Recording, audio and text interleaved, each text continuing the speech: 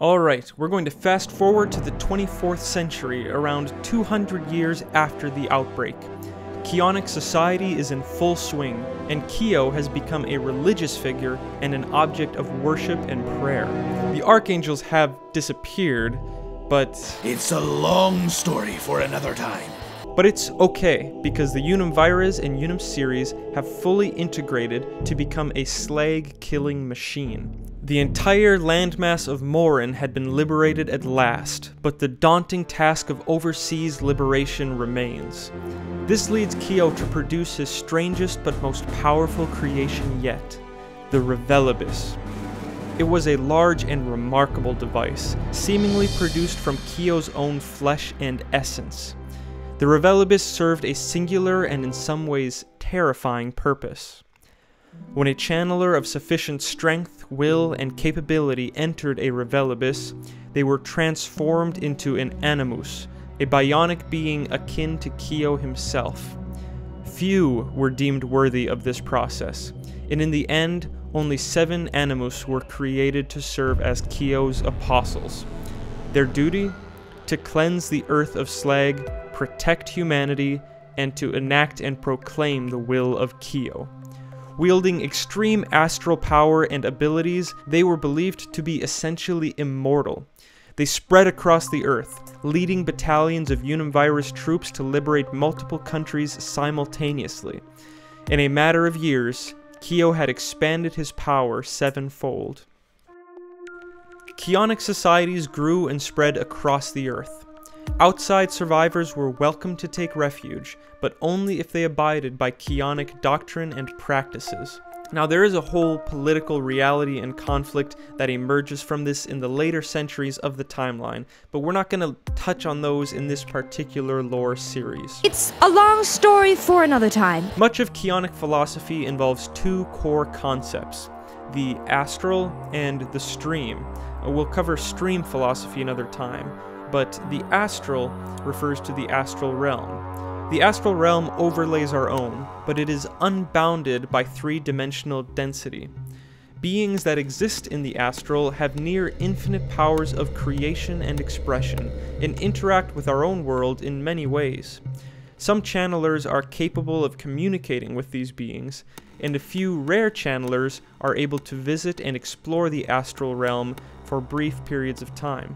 The human soul is understood to be astral in nature, pulling its energy and consciousness from that infinite realm. This astral connection is strongest in channelers, but all humans maintain a connection of some sort.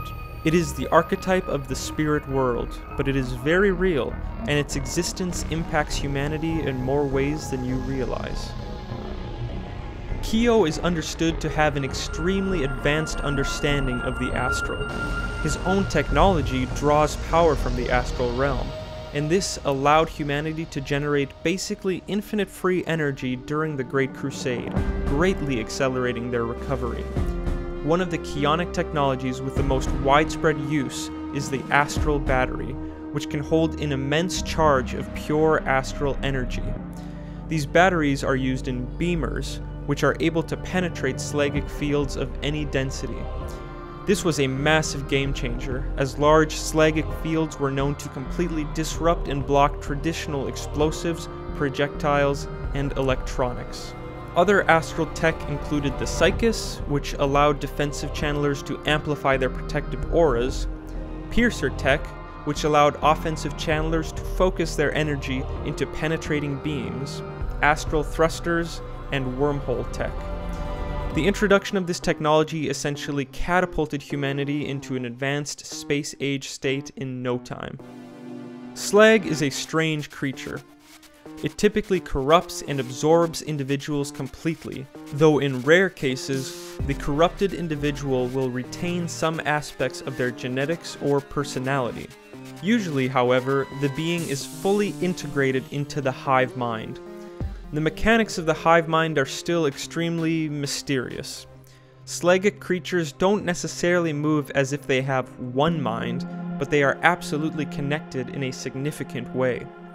Research in slagology has shown that there is something that directs or guides slag in a way that cannot be explained away by instinct or individual decision-making. The Keonic Slagology Division dubbed this directing mind the Impulse. However, there is another name for the hive mind that is only shared in whispers: Krozox. You have to understand that once the Apostles came into play, Keonic protocol reigned supreme.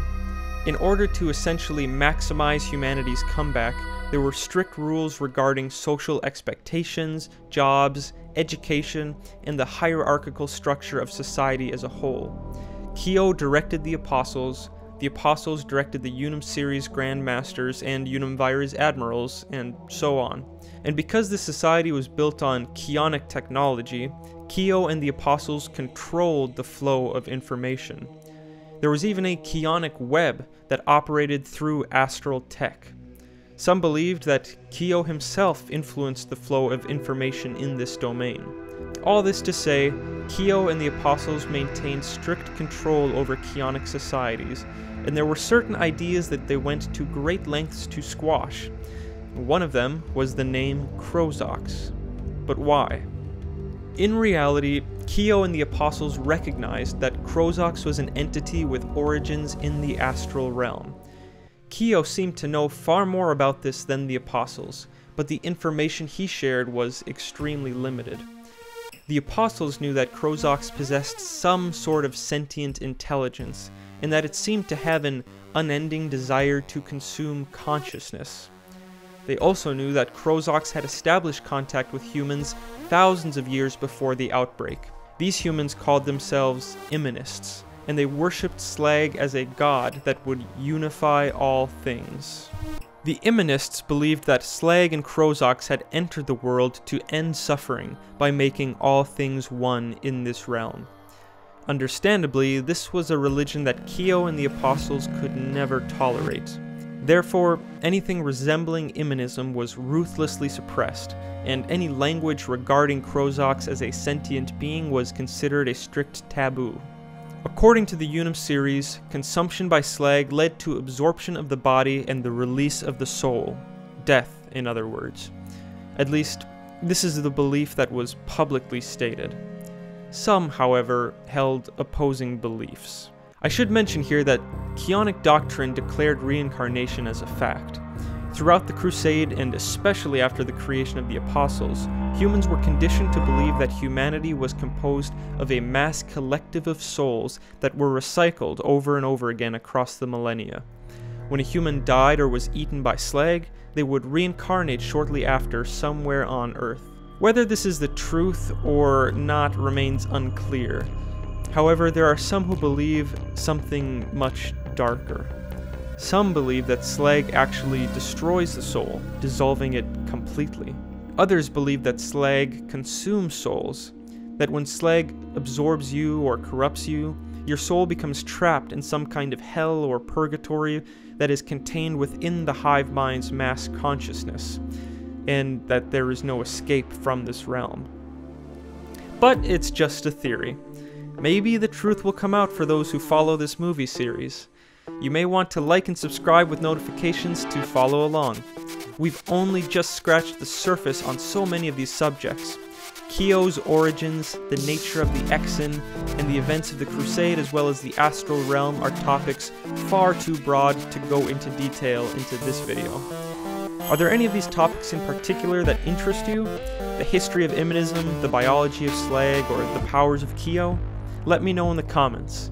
Otherwise, just stay tuned for updates regarding the sequel Void War movie, The Hunger of Slag, which is in pre-production now. Thanks for watching. Talon, issue the command before they regenerate! Hey, Dane. 3C is infested. I need another route. Another route? What, you don't know your way around? So,